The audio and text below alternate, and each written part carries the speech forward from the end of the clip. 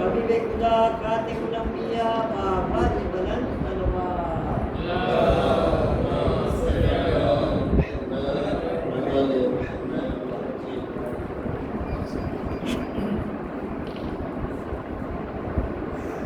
بالله من الشيطان الرجيم بسم الله الرحمن الرحيم الحمد لله رب العالمين الحمد لله كما هو أهله الصلاة والسلام على سيد المرسلين أبي القاسم محمد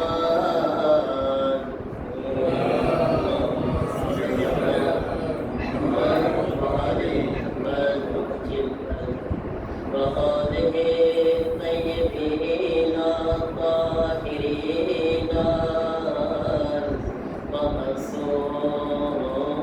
المعصومين إنما يريد الله ليذهب عنكم الرجس أهل البيت ويطهركم تطهيرا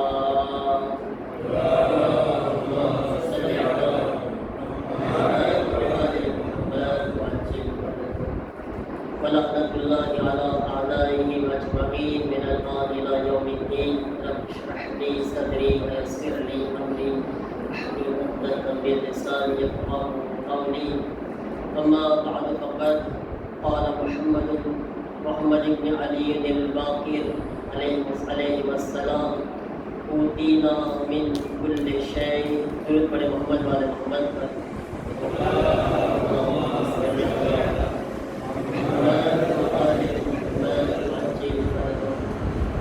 રજબ મહિનાની પહેલી રાત છે.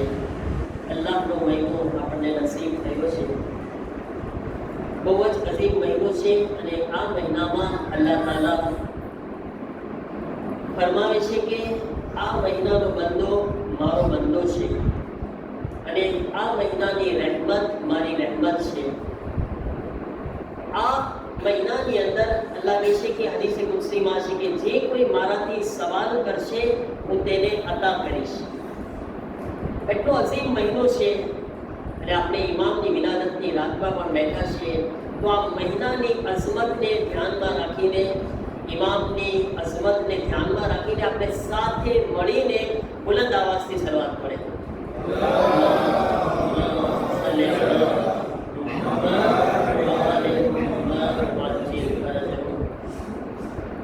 આપણા પાંચમા ઇમામની વિલાદતની મુબારકબાદ જમાનાના ઇમામની ખિદમતમાં અને આપ સર્વની ખિદમતમાં પેશ કરું છું. પાંચમા ઇમામના પપ્પાનું નામ શું છે બચ્ચા? શું છે પાંચમા ઇમામના પપ્પાનું નામ? ઇમામ મોહમ્મદ બાકીર અલૈહિસ્સલામના પપ્પાનું નામ શું છે? ઇમામ ઝૈનુલ આબિદીન અલૈહિસ્સલામ. મમ્મીનું નામ કોને આવડે છે? માશાઅલ્લાહ. શું નામ છે? નહીં તો ચોથા ઇમામનું નામ છે બીબી ફાતિમા બિન્તે હસન અલૈહિસ્સલામ. એટલે આપણા બીજા ઇમામની દીકરી હતા. ત્રીજા ઇમામના દીકરા અને બીજા ઇમામની દીકરી. અને આપણા ઇમામની ઉંમર કેટલી હતી કોને ખબર છે? આપણા ઇમામની કેટલું ઇમામની ઉંમર આજ કેટલી હતી? નથી ખબર. કોઈ ખબર છે મોટાને? ઇમામની ઉંમર કેટલું જીવ્યા ઇમામ? 57 ans. કેટલા? 57 વર્ષ. કેટલા બચ્ચા? 57 વર્ષ. ઇમામનો જન્મ ક્યાં થયો? ક્યાં ગામમાં થયો ઇમામનો જન્મ? ક્યાં? મદીનામાં થયો ઇમામનો જન્મ. ઇમામની શહાદત ક્યાં થઈ? મદીનામાં. ક્યાં ઇમામ દફન છે? ઇમામ ક્યાં દફન છે? ક્યાં એક બહુ કબ્રસ્તાન છે જન્નતુલ બકીમાં ઇમામ દફન છે, બરાબર છે ને? તો આપણને આપણા ઇમામના બારામાં બેઝિક નોલેજ એટલું આપણને હોવું જોઈએ. અઝીઝાન મોહતરમ, જે ઇમામ હોય છે તે આમ લોકો કરતા અલગ હોય છે. અલગ કઈ રીતના? એટલે કે ઇમામ જે છે આમ ઇન્સાન કરતા તમામ ફઝીલતોમાં, તમામ કમાલાતમાં બીજા કરતા વધારે મોટા હોય છે, ફઝીલત વાળા હોય છે. ઇમામ બહાદુરીની વાત હોય તો ઇમામ સૌથી મોટા બહાદુર પણ હોય છે. અગર ફઝીલત અને કરામતની વાત હોય તો ઇમામ તમામ ખૂબીઓમાં, તમામ કરામતોમાં બીજા ઇન્સાન કરતા વધારે આગળ હોય છે. એ જ રીતના ઇલ્મની અંદર અગર તમામ ઇલ્મ દુનિયાની અંદર મોટામાં મોટો આલિમ હોય પણ કોઈ આલિમ ઇમામના ઇલ્મથી આગળ નથી વધી શકતું. ઇમામના ઇલ્મથી વધી નથી શકતું. તમે જો ઇમામે મોહમ્મદ બાકિર અલૈહિસ્સલામ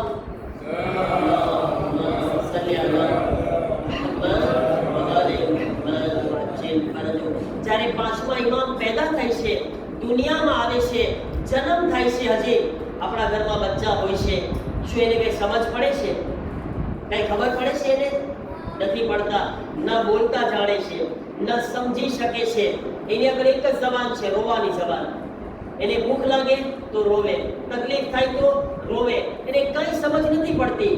એના અંદર કઈ ન સમજ છે, બસ સમજાવવાની બી તાકાત નથી. પણ એ માં હોય છે કે જે એના રોવા એ બી ખૂબી છે. એ ખુદાએ કુદરત માને આપેલી છે કે બચ્ચું રોવે છે તો માને ખબર પડી જાય છે ભૂખ લાગી છે. બચ્ચું રોવે છે, માને ખબર પડી જાય એને તકલીફ થાય છે. બચ્ચું રોવે, માને ખબર પડી જાય એને નીંદર આવે છે. એને શાનભાઈ બરાબર છે ને? હા, આ બધી આગળ ખબર પડશે ઇન્શાઅલ્લાહ. બરાબર? તો આ માને અલ્લાહ તાલાએ આ દિલ આપ્યું છે, બરાબર છે ને? પણ ઇમામ એવું નથી હોતા. ઇમામ જે છે જન્મે છે ત્યારથી એમના અંદર બોલવાની બી તાકાત છે, સમજવાની પણ તાકાત છે, સમજાવવાની પણ તાકાત છે. આ ઇમામ છે, આમ ઇન્સાન નથી. જ્યારે આપણા પાંચમા ઇમામ દુનિયામાં આવે છે ને તો આવતા વેદ જન્મીને પોતે આસમાન તરફ પહેલી આંગળી, આને કઈ આંગળી કહેવાય? શહાદતની આંગળી કહેવાય. આપણે કોઈ ગવાહી આપે, બચ્ચાઓને પૂછે અલ્લાહ કેટલા, તો કેમ શું જવાબ આપે? આમ કહેશે, આમ નહીં કે આમ કહેશે કોઈ દિવસ નહીં. આમે નહીં કે, આમે નહીં કે, બરબારા આંગળી, અને શહાદતની આંગળી કહેવાય ને.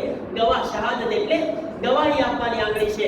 ઇમામે બાકિર અલૈહિસ્સલામ જન્મે છે, દુનિયામાં આવે છે, પરબારી શહાદતની આંગળીને આસમાનમાં ઉઠાવીને કહે છે અશહદુ અલ્લા ઇલાહા ઇલ્લલ્લાહ વ અશહદુ અન્ના મુહમ્મદર રસૂલુલ્લાહ વ અના વલીયુલ્લાહ. સાંભળો તમે, હું ગવાહી આપું છું કે અલ્લાહ સિવાય કોઈ માબૂદ નથી.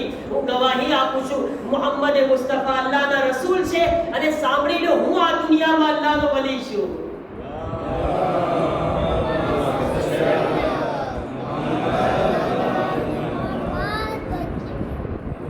આમ ઇન્સાન છે.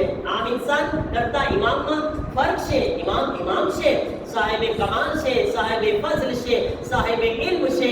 કોઈ ઇમામના કમાલ, ઇમામના ફઝલ સુધી પહોંચી નથી શકતું. અઝીઝાન મોહતરમ, ઇમામ શું કહે છે?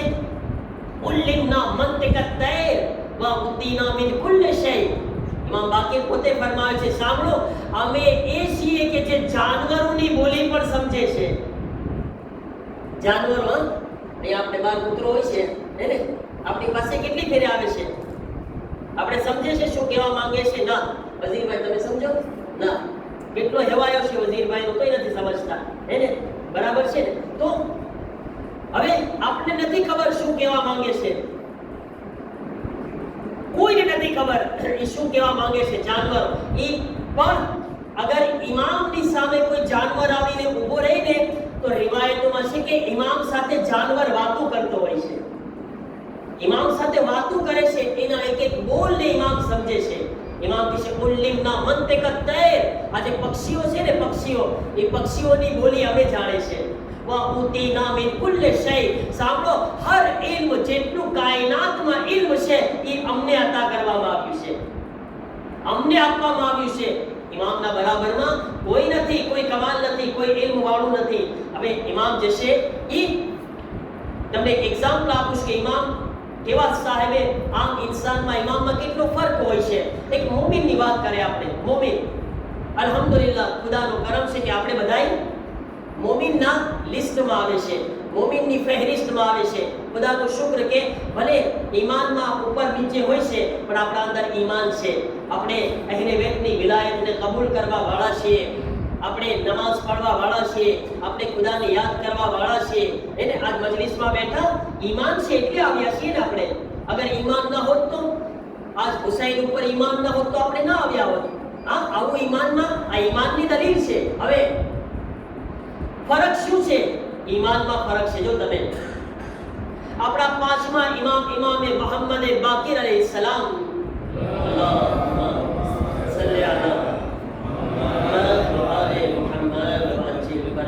એમની પાસે એક માણસ આવે છે, આવીને કહે છે મૌલા, ખુદાની ઉપર મોમિનનો હક શું છે? સવાલ તમે સમજો. એમ નથી કીધું મોમિન ઉપર ખુદાનો હક શું છે.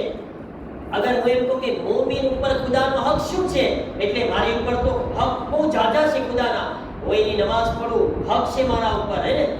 મારા ઉપર ખુદાનો હક છે કે એને નમાઝ પઢું, રોઝા રાખું, જે એના હુક્મ છે એના ઉપર અમલ કરું, એની સામે હાથ ફેલાવું, એની પાસે દુઆ કરું, એની સામે સજદા કરું. આ હક છે મારી ગરદન ઉપર કે ખુદાના સામે હું જે છે હંમેશા એનો બંદો બની જાઉં. હવે તો કે છે ઇમામ એ બતાવો કે અલ્લાહ ઉપર મોમિનના હક શું છે? અહીંયા સવાલ ઊંધો છે. મતલબ ખુદા એવું શું છે કે જે ખુદા જે છે ઓબ્લિજે ગણે છે પોતાના ઉપર, ખુદા જરૂરી સમજે છે કે આ બંદા માટે મારે કરવું જોઈએ, તો એ મોટો હક થઈ ગયો. હવે તો ઇમામ જે છે એક એક્ઝામ્પલ સમજાવે છે, ખાલી એક સેમ્પલ એક્ઝામ્પલ આપીને સમજાવે છે. અને એ એક એક્ઝામ્પલ છે ખાલી. ખુદાએ મોમિનને એના કરતા બહુ વધારે મર્તબો આપ્યો છે, પણ ઇમામ એક એક્ઝામ્પલ આપે છે ખાલી. કહે છે કે અલ્લાહ ઉપર મોમિનનો ઓછામાં ઓછો હક છે, ઓછામાં ઓછો હક કે મોમિન અગર સામે જે ઝાડ પડ્યું છે ને, ઝાડ, એક ઝાડ હતું ઇમામના સામે, ઇમામ ઈશારો કર્યા, સામે જે ઝાડ છે ને એ ઝાડને અગર ઈશારો કરે અને કહે કે ઊભું થઈ જા પોતાની પ્લાસમાંથી અને મારા પાસે આવી જા, તો ખુદા ઉપર હક છે કે અહીંયા મોમિન હુક્મ આપે ને તો એ ઝાડ પરબર પોતાની પ્લાસમાંથી હટીને એની પાસે આવી જાય. એને સમજ્યા તમે? આ ઓછામાં ઓછો હક. મોમિન ખાલી એમ કે હુક્મ આપે, એ ઝાડ હું તને ઓર્ડર કરું છું, પોતાની પ્લાસમાંથી ઊભો થા, મારી પાસે આવી જા, તો ખુદા એને ફૌરન જે છે કબૂલ કરે છે અને એ ઝાડ હટીને આવી જાય છે. ઇમામ સમજાવી રહ્યા હતા, ઇમામ સમજાવી રહ્યા હતા. હજી ઇમામ વાત ચાલુ હતા એટલામાં ઝાડ પોતાની પ્લાસમાંથી ઊભો થયું, પોતાની પ્લાસ છોડી અને આમ આવવા લાગ્યું. જેમ ઇન્સાન કેમ આવે એમ ઝાડ આવતું. ઇમામની નજર પડી તો ઇમામ કીધા, મેં તને ઓર્ડર નથી આપ્યો, હુક્મ નથી આપ્યો, ખાલી એક્ઝામ્પલ આપ્યું છે. પાછું ક્લાસમાં બેસી ગયું, જે ક્લાસમાંથી લઈ ગયું હતું એ જ ક્લાસમાં પાછું ઝાડ બેસી ગયું. હવે આગળ એક જુમલો કહેવાનું મન થાય છે કે મોમિનમાં અને ઇમામમાં એટલો ફરક છે કે મોમિન અગર હુક્મ આપે તો ઝાડ પોતાની પ્લાસને છોડે, ઇમામ ખાલી એક્ઝામ્પલ આપી દે તો પણ પોતાની પ્લાસ છોડીને આવી જાય છે.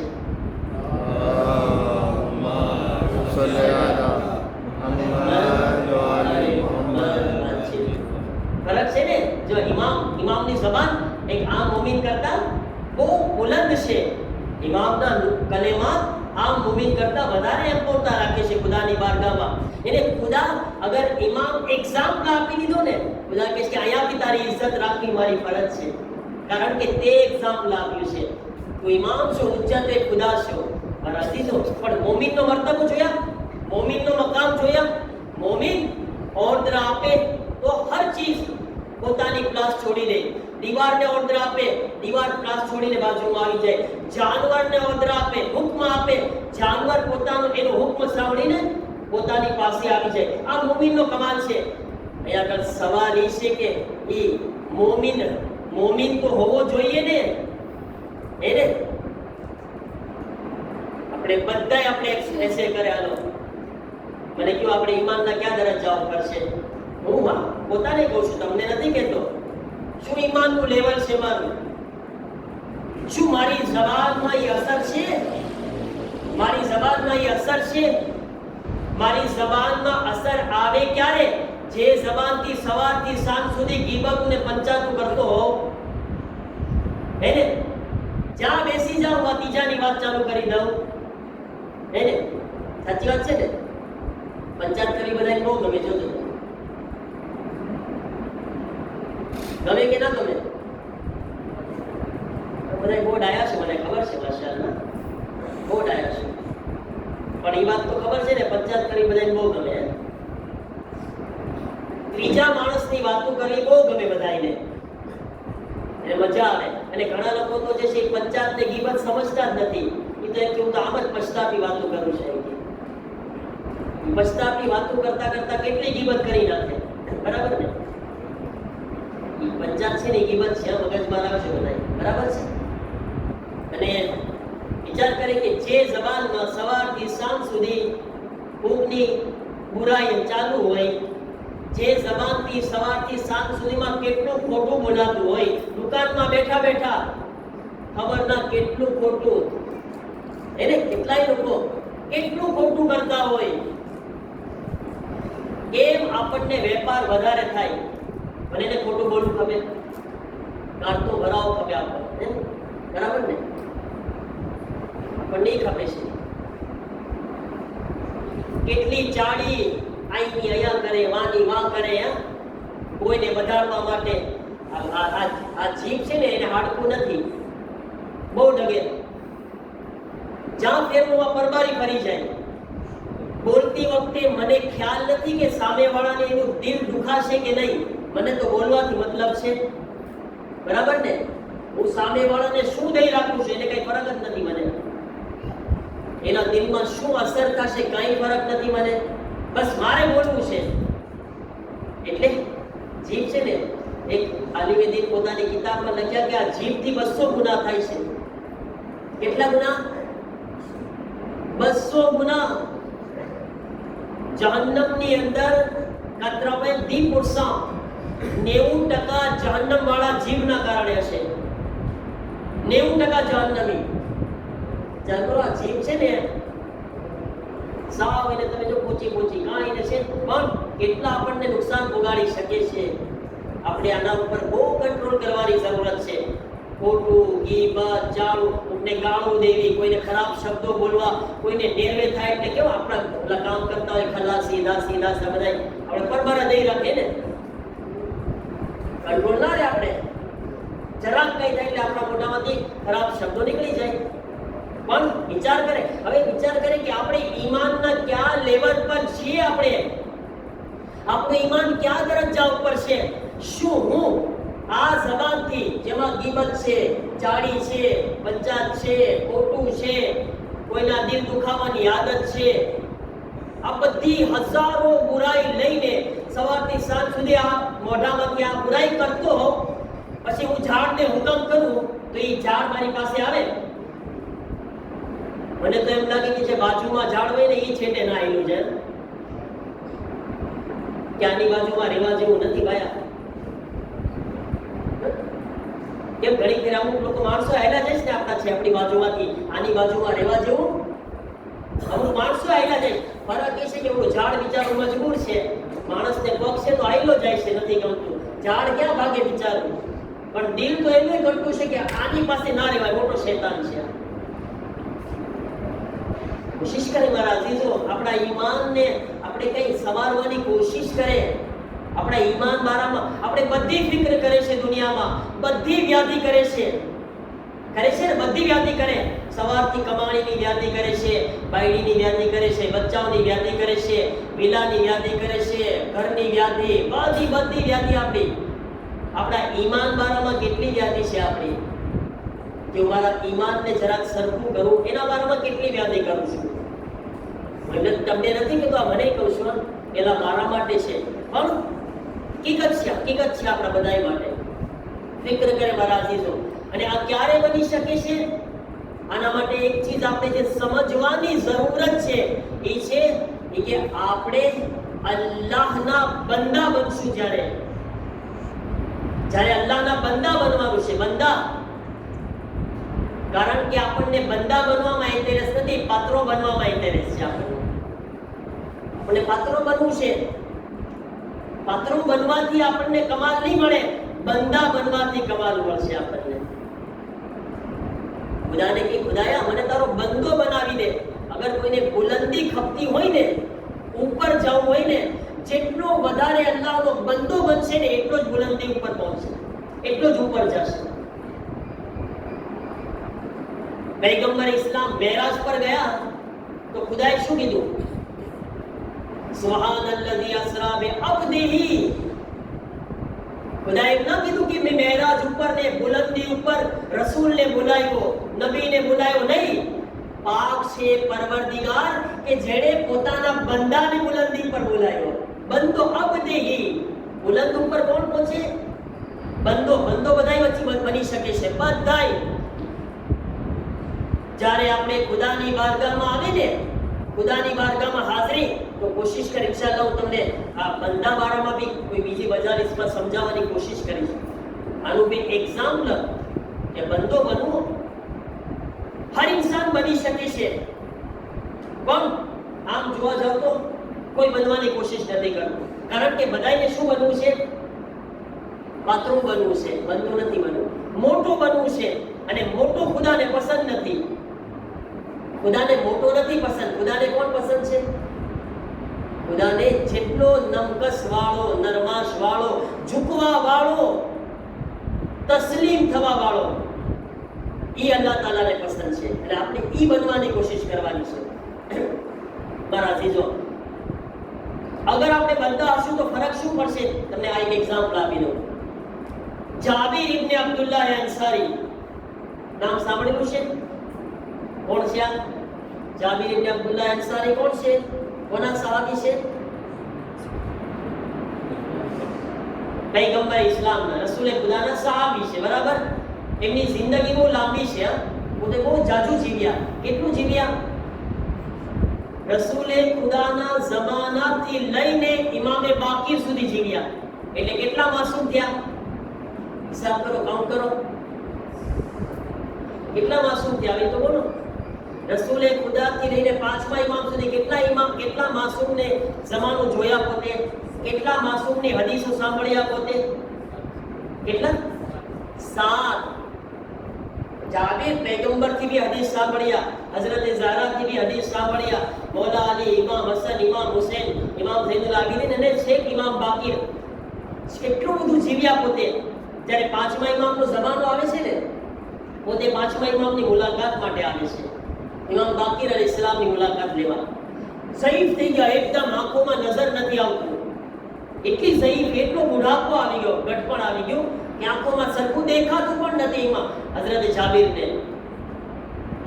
તો ઇમામ બાકીર અલૈહિસ્સલામ જ્યારે મળે છે ને, તો સવાલ પૂછે છે કે જાબીર, તમારી નજરમાં આ જિંદગી કેવી છે? તમે કેવું જીવન જીવો છો હમણાં? કઈ સિચ્યુએશનમાં છો તમે? તમારી હાલત કેવી છે બતાવો. તો જાબીર, તમે જો આટલા ઇમામ પાસે રહ્યા છે, એટલું કમાલ હાસિલ કર્યા છે, એમના બોલ બી કેટલા વજનવાળા છે. કે છે મૌલા, મારી હાલત આવા ટાણે એવી છે કે હું જવાની કરતા ગટપણને વધારે પસંદ કરું છું. કોને ગમે છે આમાંથી? ડોસા બાપા થાવ. બધાને જવાની ગમે ને? એ કે મને જવાની કરતા બુઢાપો વધારે ગમે છે. મૌલા, મારી હાલત એવી છે કે મને સેહત કરતા બીમારી વધારે ગમે છે. મને અમીરી કરતા ગરીબી વધારે પસંદ છે, અને જિંદગી કરતા મોત વધારે પસંદ છે. મતલબ આ દુનિયામાં મને કઈ ફરક જ નથી. જાબીર શું કહે છે? આ બધી જે ચમક દમક છે એ મારામાં કઈ અસર રાખતી જ નથી. જવાની ને પૈસો ને સેહત ને કે છે કે મને કઈ આ બધી અસર નથી કરતી મૌલા. મને આખું મારું ઊંધું થઈ ગયું છે આ રીતના. કારણ કે આ દુનિયાની ચમક દમક, પોતે તો ઇમામોની સાથે રહ્યા હતા ને. છતાંય અહીંયા આગળ ઇમામ જે છે એ શું કહે છે? જો તમે કેટલો ફરક છે. જાબીર 7 માસૂમનો જમાનો જોયા, એનું ઈમાન એટલે સુધી પહોંચ્યું, પણ ઇમામ કેવી તાલીમ આપે છે? કે છે જાબીર, તમારામાં અને અમારામાં એક ફરક એ છે કે જાબીર, તમે તમારા માટે કોઈ ચીજ પસંદ કરો છો તો પોતાના તરફથી કરો છો.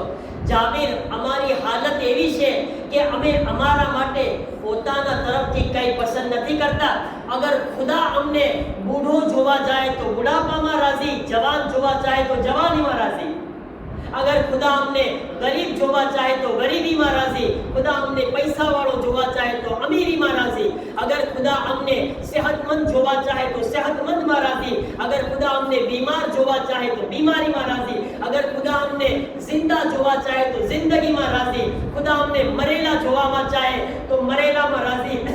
તો ઇમામ કહે છે જાબીર, અમને અમારી પસંદ નથી પસંદ, જે ખુદાને પસંદ છે એ અમને પસંદ છે. આને કહેવાય અલ્લાહના શુક્રગુજાર બંદા. પોતાની પસંદ પણ પોતાની ના હોય, આ અલ્લાહના બંદા હોય. કે છે ખુદાયા, મારી હૈસિયત શું છે? તને શું ગમે છે? તું શું ચાહો છો? એ ખુદા, તને જે ગમે એ મને ગમે. એટલે કુરાનમાં અલ્લાહે અહેલે બેતના જ્યારે વખાણ કર્યા ને તો આવાજ આપી, વમા તશાઉના ઇલ્લા યશા અલ્લાહ. અહેલે બેત ઈ કમાલ ઉપર છે કે ઈ પોતાના તરફથી કંઈ ચાહતા જ નથી, જે ખુદા ચાહે છે અહેલે બેત ચાહે છે. ખુદાએ વખાણ કર્યા છે અહેલે બેતના, ઈ પોતાની મરજી નથી ચલાવતા, જે મને ગમે છે ઈ એને ગમે છે.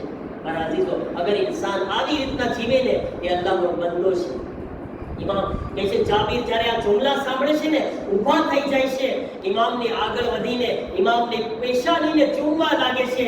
કહે છે એ ઇમામે બાકીર, તમારા દાદા પૈગંબર જ્યારે તમારા વખાણ કર્યા હતા મારા મોઢે તો મને કહેતા હતા, એ જાબીર, તમે મારા એક પુત્રથી મુલાકાત કરશો જેનું નામ મોહમ્મદ બાકીર હશે. એ જાબીર એ ઇલ્મને એવી રીતે બુલંદ કરશે, એવી રીતના વધારશે જેવી રીતના બળદ ખેતી કરીને જમીનને ખેડતો હોય છે. એ જાબીર, જ્યારે મારા દીકરા મોહમ્મદ બાકીરથી મુલાકાત કરજો તો એને મારા સલામ પહોંચાડજો. पैगंबर सलाम कीधा इमाम बाकीर अलैहिस्सलाम. अजीजो, આ ઇમામ બાકીર अलैहिस्सलाम ની જિંદગી છે એક્ઝામ્પલ આપણા માટે નમૂનો છે. ઇમામની જિંદગી, ઇમામની આ વિલાદતના મોકા ઉપર ઇમામની બારગાહમાં છીએ આપણે.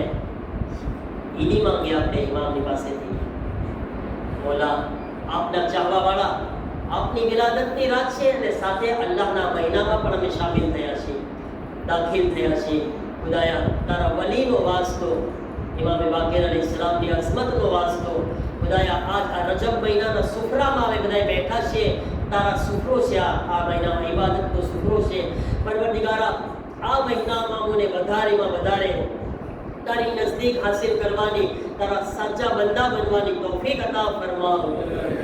પરવરદિગારા, આ મહિનામાં અમને વધારેમાં વધારે તારી ઇબાદતની તૌફીક અતા ફરમાવ. પરવરદિગારા, આ મહિનાના દસ્તરખાનથી અમને વધારેમાં વધારે ફૈઝ હાસિલ કરવાની તૌફીક અતા ફરમાવ. પરવરદિગારા, આ મહિનાના અમલને અંજામ આપવાની તૌફીક અતા ફરમાવ. મારા અલ્લાહ, ઇમામના વાસ્તાથી જે મોમિનો મોમિનાત બીમાર છે, ખાસ કરીને મારી વાલિદા, ખુદાયા, ઇમામ બાકીર અલૈહિસ્સલામ અને આ મહિનાની અઝમતના સદકામાં સર્વેની શિફાએ કામિલા વાજિલા અતા ફરમાવ. સર્વેની પરેશાનીઓને દૂર ફરમાવ. સર્વેની જાન, માલ, ઇઝ્ઝત, આબરૂની હિફાજત ફરમાવ. દુનિયામાં જ્યાં પણ અહેલે બેતના ચાહવા વાળા છે તેઓને હંમેશા તારી હિફ્ઝ વ અમાનમાં રાખ. પરવરદિગારા, મોમિનીના રિઝ્કમાં બરકત અતા ફરમાવ. જે જવાન દીકરા અને દીકરીઓ શાદીને લાયક છે તેઓ માટે સારા રિશ્તા ફરાહમ ફરમાવ. મોમિનીના રિઝ્કમાં વસઅત અને બરકત અતા ફરમાવ. જન્નતુલ બકીના રોઝાઓની તામીરના અસબાબ ફરાહમ ફરમાવ. તમામ મરાજે કિરામ, ખાસ કરીને हमारा मरजाएतुल्लाह सिस्तानी ने सेहत सलामती में तूले उम्र अता फरमाओ. इमाम ज़मान अलैहिस्सलाम ना ज़ुहूर मा जल्दी फरमाओ. अपने इमाम ना मददगारों में शामिल फरमाओ. रब्बना तक़ब्बल मिन्ना इन्नका अंतस समीउल